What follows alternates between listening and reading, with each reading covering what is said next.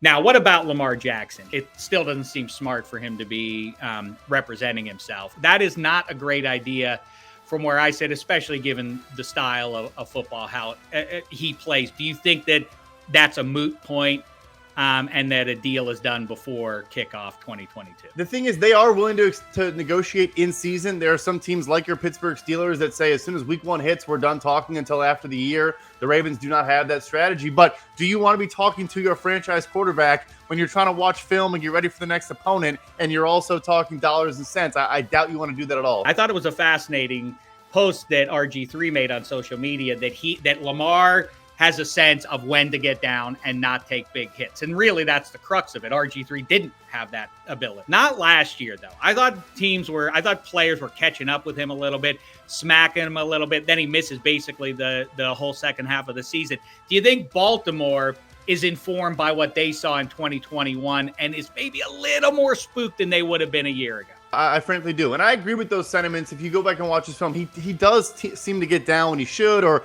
just get out of bounds and not fight for that extra yard if he doesn't need to. But yeah, last year that was not necessarily the case. And like you said, sometimes it only takes one hit, to knock a guy out for a full season or even longer. I don't think Baltimore is afraid to make him one of the highest paid quarterbacks in the NFL, but let's say he's pushing to be, above Deshaun Watson or, something like that. Maybe they are balking at that request. Can you build a roster around him when he is one of the most expensive quarterbacks in the NFL? As great as he is, I think that is a bigger question in their building than a lot of folks outside of the building are giving credit. How much do you think it is going to hurt the overall Baltimore Ravens product when Lamar Jackson's cap hit elevates exponentially from where it is now? A lot, because he does at the same time that he can kind of produce more by himself than maybe you could argue any quarterback in the NFL. They need a good offensive line.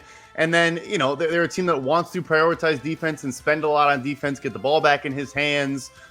It's just, I think it's more of a challenge than, a Patrick Mahomes or a Josh Allen getting that huge deal and the team still being able to be good enough around them